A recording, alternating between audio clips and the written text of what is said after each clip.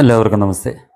കഴിഞ്ഞ ദിവസം സുപ്രീം കോടതിയിൽ പാർലമെൻറ്റ് പാസാക്കിയ ഒരു നിയമത്തിനെതിരെ സമർപ്പിക്കപ്പെട്ട ഹർജിയിൽ വാദം നടന്നിരുന്നു.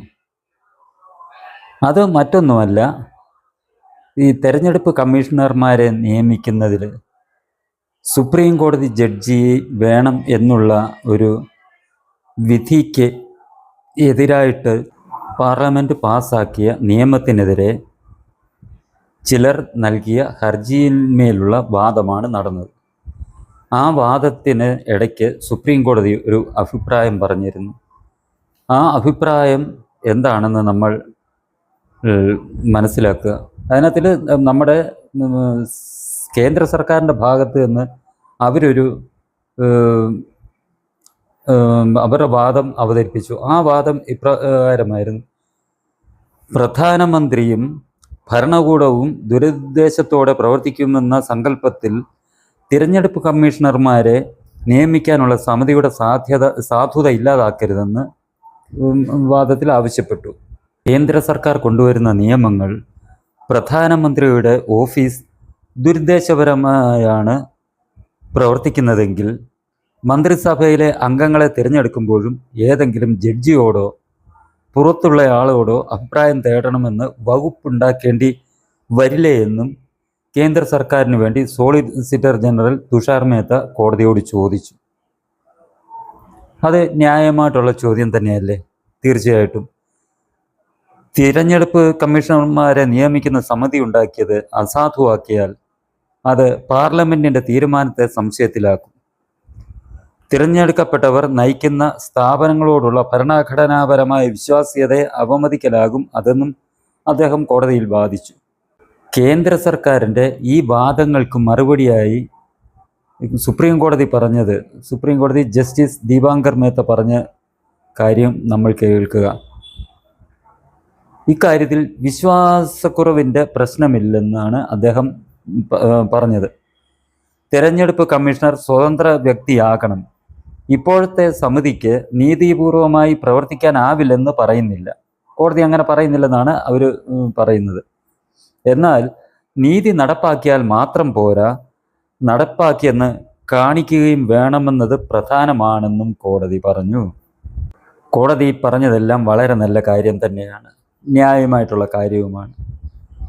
ഇപ്പോഴത്തെ തിരഞ്ഞെടുപ്പ് കമ്മീഷൻ നീതിപൂർവകമാണ്, നിഷ്പക്ഷമായിട്ടാണ് പ്രവർത്തിക്കുന്നതെന്ന് കോടതി പറയുന്നില്ല. പക്ഷേ അങ്ങനെയാണ് പ്രവർത്തിക്കുന്നതെന്ന് ആളുകൾക്കും ബോധ്യമാകണം എന്നാണ് പറഞ്ഞത്. അതിൻ്റെ അർത്ഥം തെരഞ്ഞെടുപ്പ് കമ്മീഷണർമാരെ ഇപ്പോൾ നിയമിക്കുന്ന രീതിയല്ല വേണ്ടത് എന്നുള്ള വ്യംഗ്യമായിട്ടുള്ള സൂചനയാണ് അദ്ദേഹം നൽകുന്നത്. അത് നമ്മൾ സ്വാഗതം ചെയ്യുന്നു. അങ്ങനെയുള്ളപ്പോൾ കോടതിയോടൊരു ചോദ്യം ചോദിക്കട്ടെ. ഇതൊരു രാജ്യമാണ്. എല്ലാം ജനാധിപത്യത്തിൽ കൂടിയാണ് തിരഞ്ഞെടുക്കപ്പെടുന്നത്. പ്രധാനമന്ത്രിയെ തിരഞ്ഞെടുക്കുന്നതായാലും രാഷ്ട്രപതിയെ തിരഞ്ഞെടുക്കുന്നതായാലും എല്ലാം ജനാധിപത്യ രീതിയിൽ തന്നെയാണ് തിരഞ്ഞെടുക്കുന്നത്. കോടതി ജഡ്ജിമാരെ തിരഞ്ഞെടുക്കുന്നത് എങ്ങനെയാണ്? അത് ജനാധിപത്യപരമായാണോ? ഈ നാട്ടിലെ ജനങ്ങളുടെ നികുതിപ്പണമല്ലേ കോടതിയുടെ എല്ലാ ചെലവുകൾക്കും ഉപയോഗിക്കുന്നത്? അപ്പോൾ അങ്ങനെയുള്ളപ്പോൾ കോടതിയിൽ ജഡ്ജിമാരെ തിരഞ്ഞെടുക്കുന്നതും ഇതേപോലെ നീതിപൂർവവും നിഷ്പക്ഷവുമായി അല്ലേ വേണ്ടത്? ഈ ജഡ്ജി പറയുന്ന ഇപ്പോഴത്തെ സമിതിക്ക് നീതിപൂർവകമായി പ്രവർത്തിക്കാനാവില്ലെന്ന് പറയുന്നില്ല. എന്നാൽ നീതി നടപ്പാക്കിയാൽ മാത്രം പോരാ, നടപ്പാക്കിയെന്ന് കാണിക്കുകയും വേണമെന്നത് പ്രധാനമാണെന്ന് കോടതി പറഞ്ഞു. ഇത് തന്നെ കോടതികളുടെ കാര്യത്തിലും ബാധകമല്ലേ? ഇപ്പോഴത്തെ കോടതി അല്ലെ ജഡ്ജിമാർ നീതിപൂർവകമല്ല പ്രവർത്തിക്കുന്നത് എന്ന് നമ്മളാരും പറയുന്നില്ല. പക്ഷേ ഈ ജഡ്ജി പറഞ്ഞതുപോലെ തന്നെ എന്നാൽ നീതി നടപ്പാക്കിയാൽ മാത്രം പോരാ, നടപ്പാക്കിയെന്ന് കാണിക്കുകയും വേണമെന്നത് പ്രധാനമാണെന്നുള്ളതും കോടതികൾക്കും ജഡ്ജിമാരുടെ നിയമനത്തിലും ബാധകമല്ലേ എന്നുള്ളതാണ് പ്രസക്തമായ ചോദ്യം ഈ നാട്ടിലെ ജനങ്ങൾക്ക് ചോദിക്കാനുള്ളത്, കോടതിയോട് ചോദിക്കാനുള്ളത്. എന്തുകൊണ്ട് കോടതിയിൽ ജഡ്ജിമാരെ നിയമിക്കുന്നതിന് ജനാധിപത്യപരമായി തിരഞ്ഞെടുക്കപ്പെട്ട ആ സർക്കാരിന് പ്രാതിനിധ്യം നൽകുന്നില്ല എന്നുള്ളതും കോടതി വ്യക്തമാക്കുക. സുപ്രീം കോടതി ഉൾപ്പെടെയുള്ള കോടതികളിലെ ജഡ്ജിമാരുടെ നിയമനം സുതാര്യമാകണം എന്നുള്ള ആ ഒരു ഉദ്ദേശത്തോടു കൂടി നരേന്ദ്രമോദി സർക്കാർ ഒരു നിയമം കൊണ്ടുവന്നിരുന്നു, നാഷണൽ ജുഡീഷ്യൽ അപ്പോയിൻമെൻറ്റ് കമ്മീഷൻ. ആ സമിതിയിൽ ജഡ്ജിമാരെ നിയമിക്കുന്നതിന് ചീഫ് ജസ്റ്റിസിനെ കൂടാതെ പ്രധാനമന്ത്രിയും പിന്നെ സമൂഹത്തിൽ നിന്നുള്ള പ്രമുഖരായിട്ടുള്ള, അവർ രാഷ്ട്രീയക്കാരല്ല, അല്ലാതുള്ള പ്രമുഖരായിട്ടുള്ള വ്യക്തികളെ ഉൾപ്പെടുത്തി ഒരു സമിതി, കമ്മീഷൻ കൊണ്ടുവരാൻ വേണ്ടി പാർലമെൻറ്റ് നിയമം പാസ്സാക്കി. ഐക്യകണ്ഠ്യേന പാസ്സാക്കിയ നിയമം സംസ്ഥാനത്തെ രാജ്യത്തെ ബഹുഭൂരിപക്ഷം സംസ്ഥാനങ്ങളും അത് നിയമസഭകളും അത് പാസ്സാക്കുകയും ചെയ്തിരുന്നു. അത് ആകുന്ന ഘട്ടം വന്നപ്പോൾ, നടപ്പാകുന്ന ഘട്ടം വന്നപ്പോൾ സുപ്രീം കോടതി എന്താണ് ചെയ്തത്? അത് പറ്റില്ല, ഇപ്പോഴത്തെ രീതി തന്നെ തുടരണം എന്ന് പറഞ്ഞ് അവരൊരു വിധി പ്രഖ്യാപിക്കുകയല്ലേ ചെയ്തത്. ഇപ്പോഴത്തെ സംവിധാനം എന്താണ്? ജഡ്ജിമാരെ നിയമിക്കുന്നത് അവരുടെ ഈ ചീഫ് ജസ്റ്റിസിൻ്റെ നേതൃത്വത്തിലുള്ള ഒരു സമിതി, കൊളീജിയം എന്ന് പറയുന്ന സമിതിയാണ് അവർക്ക് താല്പര്യമുള്ളവരെ ജഡ്ജിമാരായിട്ട് നിയമിക്കുന്നത്. അതങ്ങനെയല്ല വേണ്ടത്. അത് ജനങ്ങളിൽ സംശയം ഉണ്ടാക്കും എന്നുള്ള ഒരു ചിന്തയോടുകൂടി തന്നെയാണ് കേന്ദ്ര സർക്കാർ ഇത് സുതാര്യമാകണം എന്നുള്ള ഉദ്ദേശത്തോടുകൂടി നാഷണൽ ജുഡീഷ്യൽ അപ്പോയിൻമെൻറ്റ് കമ്മീഷൻ കൊണ്ടുവരാൻ തീരുമാനിച്ചതും അതിനുള്ള നിയമം പാർലമെൻറ്റ് പാസ്സാക്കിയതും. നമ്മളൊന്ന് ആലോചിക്കുക, നമ്മുടെ രാജ്യത്തെ പരമോന്നത നിയമനിർമ്മാണ സഭ എന്ന് പറയുന്നത് പാർലമെൻറ്റാണ്. പാർലമെൻറ്റിനെ മറികടക്കാൻ ആർക്കും അധികാരമില്ല എന്നിരിക്കെയാണ് കോടതി ആ ജനങ്ങളുടെ ആ അധികാരം തന്നെ, ജനാധിപത്യത്തെ തന്നെ അപഹാസ്യമാക്കിക്കൊണ്ട് ഈ പാർലമെൻറ്റും ഭൂരിപക്ഷം നിയമസഭകളും പാസ്സാക്കിയ ആ നിയമത്തെ എടുത്തു കളഞ്ഞത്, കടലാസിൻ്റെ വില പോലും നൽകാതെ എടുത്തു കളഞ്ഞിട്ട് തങ്ങൾ തന്നെ ആയിരിക്കണം ജഡ്ജിമാരെ നിയമിക്കേണ്ടത് എന്നുള്ള ആ നിയമം പുനഃസ്ഥാപിച്ചത്. ഇപ്പോൾ നമ്മുടെ ജസ്റ്റിസ് ദീപാങ്കർ മേത്ത പറഞ്ഞ ആ ഒരു കാര്യം പ്രസക്തമായിട്ട് നമ്മുടെ മുന്നിൽ ഉയർന്നു വരികയാണ്. അതായത് നീതി നടപ്പാക്കിയാൽ മാത്രം പോരാ, നടപ്പാക്കിയെന്ന് കാണിക്കുകയും വേണമെന്നത് പ്രധാനമാണ് എന്നുള്ളത് ആ ഒരു അദ്ദേഹത്തിൻ്റെ പ്രസ്താവന അല്ലെന്നുണ്ടെങ്കിൽ അദ്ദേഹത്തിൻ്റെ ആ നിരീക്ഷണം നമ്മളുടെ മുന്നിൽ ഉയർന്നു വരികയാണ്. ഇതെന്തുകൊണ്ട് ഈ ജഡ്ജിമാരുടെ നിയമനത്തിൽ പ്രാവർത്തികമാക്കാൻ സുപ്രീം കോടതി തയ്യാറാകുന്നില്ല എന്നുള്ള കാര്യം ജനങ്ങൾക്ക് മനസ്സിൽ ഉയർന്നു വരികയാണ്. അപ്പോൾ തീർച്ചയായിട്ടും ഇങ്ങനെയുള്ളപ്പോൾ ജനങ്ങൾ ജഡ്ജിമാരുടെ നിയമനത്തെ സംശയത്തോടെ നോക്കിക്കണ്ടാൽ അതിനെ നമ്മൾക്ക് കുറ്റം പറയാൻ കഴിയുകയില്ല. കാരണം ഈ ജനങ്ങളുടെ പരമോന്നത സഭയായ പാർലമെൻറ്റിനെ പോലും അപ്രസക്തമാക്കിക്കൊണ്ടാണ് കോടതി അന്ന് അങ്ങനെ ഒരു തീരുമാനം എടുത്തത്, വിധിച്ചത്. അപ്പോൾ ഈ നാട്ടിൽ പാർലമെൻറ്റിന് ഒരു വിലയുമില്ല, സുപ്രീം കോടതിക്കാണ് പരമാധികാരം എന്ന് വരുത്തി വയ്ക്കുകയാണ് ആ വിധിയിലൂടെ സുപ്രീം കോടതി ചെയ്തത്. അതായത് ജനങ്ങളുടെ അധികാരം, ജനങ്ങളുടെ അവകാശം, പാർലമെൻറ്റിൻ്റെ അധികാര അവകാശവും ഇതെല്ലാമാണ് അന്നത്തെ ആ വിധിയിലൂടെ സുപ്രീം കോടതി ഇല്ലാതാക്കിയത്, അപ്രസക്തമാക്കിയത്. അങ്ങനെയുള്ളപ്പോൾ തീർച്ചയായും ഈ മറ്റ് നിയമനങ്ങളിൽ, അതായത് കേന്ദ്ര സർക്കാരിൻ്റെ അധികാരത്തിലുള്ള ഒരു നിയമനങ്ങളിലും കോടതിക്ക് ഇടപെടാൻ അധികാരം ഇല്ല എന്ന് പാർലമെൻറ്റ് തീരുമാനിച്ചാൽ, കേന്ദ്ര ഭരിക്കുന്ന പാർട്ടി തീരുമാനിച്ചാൽ അതിനെ നമുക്ക് കുറ്റം പറയാൻ കഴിയുകയില്ല, അതിനെ നമ്മൾക്ക് ന്യായീകരിക്കാനേ കഴിയുകയുള്ളൂ.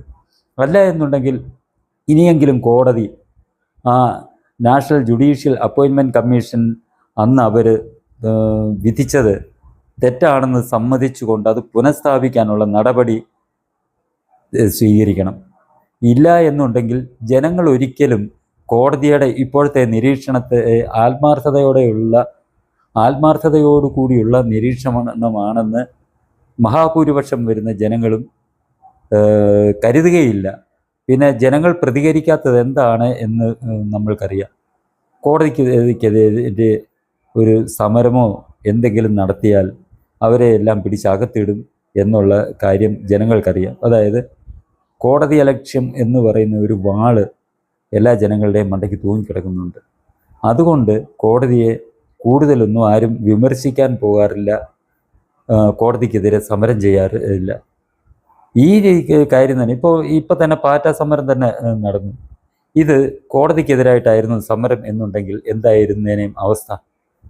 ഈ പാറ്റ പാർട്ടി ഈ രൂപീകരണത്തിന് തന്നെ കാരണം സുപ്രീം കോടതി ചീഫ് ജസ്റ്റിസിൻ്റെ ഒരു വിവാദം ഉണ്ടാക്കിയ ഒരു പ്രസ്താവനയാണ്. അദ്ദേഹം അതിന് പിന്നീട് വിശദീകരണം നൽകി. താൻ ഉദ്ദേശിച്ച അങ്ങനെ ഉള്ള കാര്യമായിരുന്നില്ല ഉദ്ദേശിച്ചത്. വ്യാജ സർട്ടിഫിക്കറ്റുകളുമൊക്കെ ഉപയോഗിച്ച് വക്കീലായിട്ട് വരുന്നവരെ കുറിച്ചാണെന്ന് അദ്ദേഹം വിശദീകരിച്ചു. എങ്കിലും അത് വിശദീകരണം നൽകിയത് ഇങ്ങനെ ഇതിൽ പ്രതിഷേധിച്ച് പാറ്റ CJP എന്ന് പറഞ്ഞ പാർട്ടി ഉണ്ടാക്കിയതിന് ശേഷമാണ് അദ്ദേഹം അതിന് വിശദീകരണം നൽകിയത്. ഈ CJP എന്ന് പറയുന്ന പാർട്ടികൾ ഇതിൽ പ്രതിഷേധിച്ച് സുപ്രീം കോടതിക്ക് മുന്നിൽ ഒരു പ്രതിഷേധ സമരം നടത്തിയിരുന്നെങ്കിൽ എന്താകുമായിരുന്നു അവസ്ഥ? ഒന്നിനെ സുപ്രീം കോടതി വെറുതെ വിടില്ലായിരുന്നു, എല്ലാത്തിനെയും പിടിച്ചകത്തി ഇടുമായിരുന്നു. അതാണ് നമ്മുടെ രാജ്യത്തെ നിയമം.